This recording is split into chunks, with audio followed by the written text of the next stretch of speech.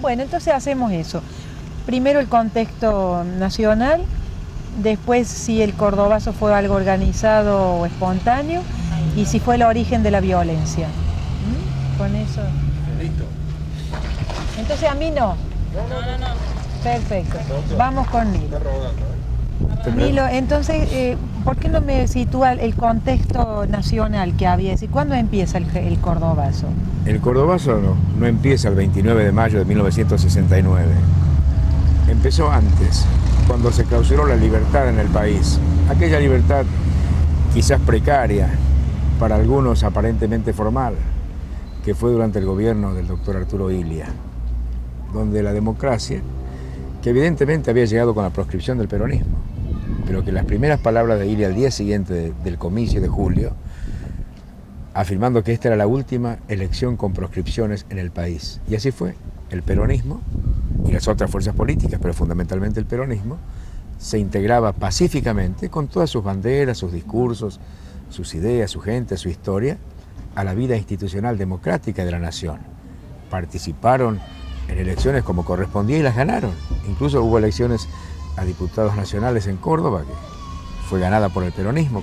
Entonces el inicio sería el golpe del 66 que termina con el gobierno de Illia. El golpe del 66 no solo termina con el gobierno de Illia, termina con la Argentina de la convivencia aún en la discrepancia, con la Argentina de la cordialidad pese a los disgustos, con la Argentina de la posibilidad de la palabra pese a los fabricantes de silencios, con la Argentina real frente a los inventores de la fantasía, pero era una Argentina que intentaba caminar y vivir en democracia. ¿Y cómo fue el gobierno de Onganía y por qué la Juventud Radical, el caso de Franja Morada, tuvo una participación de tanta oposición? Lo que pasa, Norma, es que la Revolución Argentina clausura la participación en el sentido de la dinámica política. La noche de los bastones largos en Buenos Aires, la intervención en todas las universidades.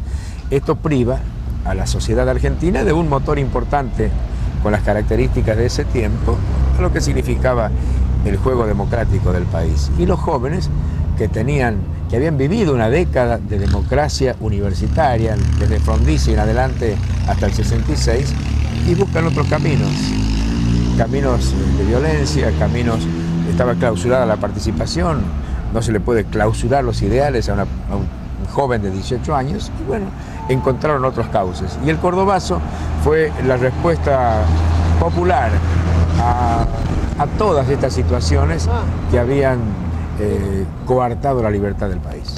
¿Cómo participan los estudiantes? Usted en la época, cuénteme un poco qué era y cómo se organiza la respuesta estudiantil. Bueno, usted sabe que el 28 de junio del 66 la Argentina casi estaba de novia con la Revolución Argentina o con el general Onganía, y la resistencia universitaria nace justamente en estos sitios, en este barrio Clínicas, acá a 30 metros donde estamos sentados, donde, bueno, hay un pequeño acto de los muchachos de esa época, se reparten algunos volantes, a un policía se le escapa un tiro, le hiere en la pierna a un chico cerda, y bueno, ahí comienza la resistencia al gobierno de Onganía. Nosotros demoraron 30 días en intervenir la Universidad de Córdoba, y en aquellos días de julio, de agosto, bueno, comienza esta resistencia en este lugar por parte de los estudiantes, no solo de Franja Morada, sino también de algunos otros grupos estudiantiles que comienzan a acercarse. Y ahí nace la resistencia, que tiene su punto importantísimo el 7 de septiembre, cuando tratábamos de levantar o proseguir con la huelga universitaria, se hace la asamblea, etc. La multitud se dirige hacia el centro, y en el centro un policía le pega un balazo en la cabeza a Santiago Pampillón, que es el primer muerto de la etapa de aquella dictadura. Y ahí comienza una resistencia que se va endureciendo, las agrupaciones estudiantiles fueron disueltas, pero se hizo por otro lado una resistencia clandestina, lo que se llamó en aquella época la mesa coordinadora de las agrupaciones que resistían al gobierno dictatorial de entonces, y de esa forma, con el paso del tiempo y con el cercenamiento cotidiano de cada libertad, fue generándose un clima. ¿Qué libertades se cercenaban? ¿Cómo era la dictadura de Onganía? Lo que pasa es que si uno compara con lo que vino después, son paisajes casi bucólicos, pero en aquel momento significaba la clausura de los medios que opinaban de manera diferente, el cercenamiento de la libertad de expresión, de la libertad de reunión, los partidos políticos estaban disueltos, sus bienes habían sido ya confiscados de manera absoluta, las sedes partidarias, etc. Entonces, la universidad intervenida, los gremios, en algún momento, algún sector de aquella revolución tenía contactos con ciertos sectores, pero también comenzaba una resistencia que se dio fundamentalmente en la Secretaría de los Argentinos, que lidera Bongaro, etc., ¿no? Pero la clausura de esas libertades... Perdóneme, él está con la corbata que le tapa el micrófono todo el tiempo, no le tapa, ¿no? Bueno, perdón, entonces, vieron que yo metí la mano ahí porque le veo que se le tapa la...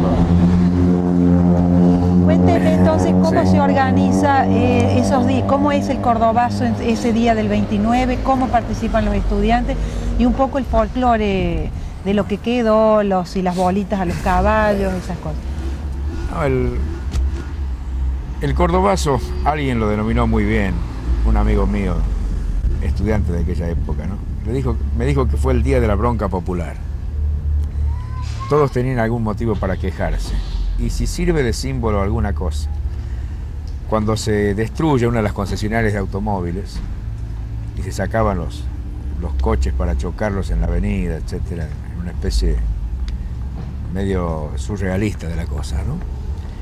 Hay un hombre que yo no me olvido nunca, que entró a la concesionaria y sacó todos los documentos, todos los papeles, las facturas, todo. Y mientras lo rompía decía, para que nadie le deba nada a nadie. Una especie de país perfecto, ¿no? El sueño de Bakunin sería este, ¿no? Entonces, y bueno, y después fueron las expectativas de la entrada del ejército a la ciudad, los discursos de intolerancia de alguna gente, incluso Onganía habló esa noche, creyó que siendo más duro iba a apagar el fuego, no lo apagó, al contrario. Y las expectativas de que uno no sabía qué es lo que pasaba en general, es decir, cuál era la proyección que esto iba a tener en actos de violencia. Comenzaron las experiencias de la quemadura de neumáticos que dan un humo negro que atemoriza, hoy ya parece ser alguna costumbre olvidada, felizmente. Había francotiradores, es decir, cada uno hizo su Cordobazo unipersonal, ¿no? De los edificios céntricos se arrojaban cosas para que se quemaran. Es decir, hubo una participación, una especie de catarsis nacional ese día en Córdoba, ¿no? Después, bueno, toman otros rumbos. ¿Se puede suponer que fue el germen del inicio de la violencia en el país? No. Yo creo que el inicio de la violencia de estas características está cuando un grupo de militares comandado por un general que lo atropelló un automóvil, que murió atropellado hace algunos días en Buenos Aires, Alzogaray, Julio Alzogaray, entra al despacho del presidente de la Nación para desalojarlo. Y Arturo Illia le dice a este general fallecido hace algunos días que ellos no eran el ejército argentino, sino que eran asaltantes de madrugada. Y este valiente general no logra desalojarlo y tiene que recurrir a una compañía de lanzagases, que viene otro señor, Perlinger, que ha escrito ya varias cartas disculpándose por aquello que cometió, ¿no? Y pidiendo perdones históricos, y desalojan al presidente, y desalojan la democracia. Ahí comienza la violencia, porque les reitero, para que el peronismo se integrara institucionalmente en el país, felizmente se pudieron hacer elecciones dentro del sistema democrático. ¿No había de lo que fueron después los dirigentes montoneros en el Cordobazo? Y yo estimo que sí, que pudo haber habido algunos muchachos que después tomaron los caminos que el país conoce en la vida violenta de la nación. Un año más tarde, justamente el 29 de mayo del 70, se produce el secuestro de Aramburu en Buenos Aires. Y bueno, y estas son las escaladas más trágicas que ha tenido el país, ¿no? De un lado y de otro. Otra de las dudas que hay es si Lanuse deliberadamente demoró en que el ejército intervenga como forma de darle el golpe de muerte a Onganía, ¿no? ¿Usted los cree tan inteligentes? Yo, no sé, desconfío de la, vamos a llamarle sutileza, no quiero llamarle inteligencia, sutileza estratégica. No los he visto triunfar en las guerras a este tipo de estrategas. me parece que no sabían qué era lo que pasaba. Y cuando entraron a Córdoba, no sabían qué es lo que los podía recibir.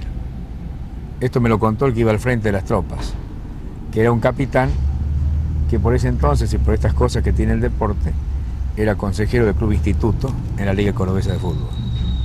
En una de esas charlas de fútbol que uno tuvo en esos tiempos, entraron a Córdoba sin saber qué es lo que pasaba. Naturalmente, yo recuerdo que el doctor Caballero, que era el interventor de aquella época, ¿no? Decía de que él había anticipado la presencia de elementos subversivos que habían estado en Corrientes, en Buenos Aires, en otros lugares, y se lo había dicho al comandante del cuerpo de esa época, el general Sánchez Lahoz, y al propio Lanuse, según refería Caballero en alguna declaración. Pero 25 no años después, ¿cómo ve el cordobazo? Y tal vez este lugar común que molesta a algunos, pero que mucha gente que nos está viendo va a decir, entonces fueron incendiarios en los 20, bomberos en los 40, pues muchos de los que participaron en el cordobazo hoy son funcionarios, ministros, interventores, usted mismo es diputado. No, yo creo que no, es una frase que no siempre se ajusta, es una frase cómoda esa de incendiario a los 20 y bombero a los 40. Yo creo que la juventud exige un mayor respeto intelectual y moral. No se es deliberadamente, se toma una actitud a determinada edad biológica y se la clausura con otra. Hay distintas circunstancias que van modelando la vida de un hombre. Una cosa es vivir bajo una dictadura, otra cosa es vivir en una democracia. Una cosa es permitir... ¿Usted se lo imagina a los franceses si todavía siguieran con la resistencia a los maquis? ¿O se lo imagina a los partisanos de la Segunda Guerra Mundial si todavía estuvieran la misma actitud? Es decir, se modifican las circunstancias históricas de una nación. El cordobazo no fue el nacimiento de la subversión para mí, ni fue el nacimiento de la violencia. Fue la culminación del secuestro de la libertad que se hizo en Argentina. Y esto parece una cuestión abstracta, uno habla de la libertad, pero en aquellos tiempos, ubiquémonos que a comienzos de año del 69, Estados Unidos comenzaba su retirada de Vietnam, entre otras cosas. Por ahí en esos meses presentaba su renuncia después de perder un plebiscito, nada más y nada menos que Charles de Gaulle, a quien un año antes, en el mayo francés, se habían conmovido las estructuras de la histórica Francia. Fíjese usted, nosotros estábamos produciendo esta bocanada de oxígeno libertario y 2 meses después el hombre pisaba la luna, por primera vez. El hombre estaba pisando la luna y nosotros queríamos la libertad en Córdoba. Perfecto, muy bien. Pero que es trabajar con esta... Para que hay uno que hace ruido con un auto. Pobre, un taxista me dio una ternura, paró.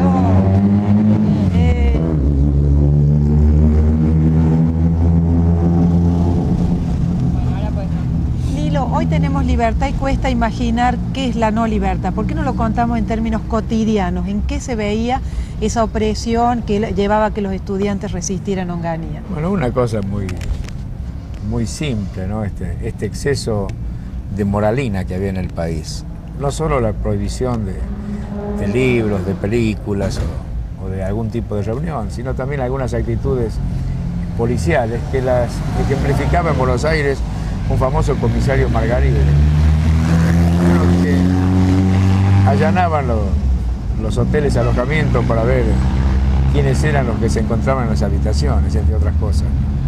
Para ver si estaban casados. Para ver si estaban casados. En fin. Bueno, muy bien. Listo.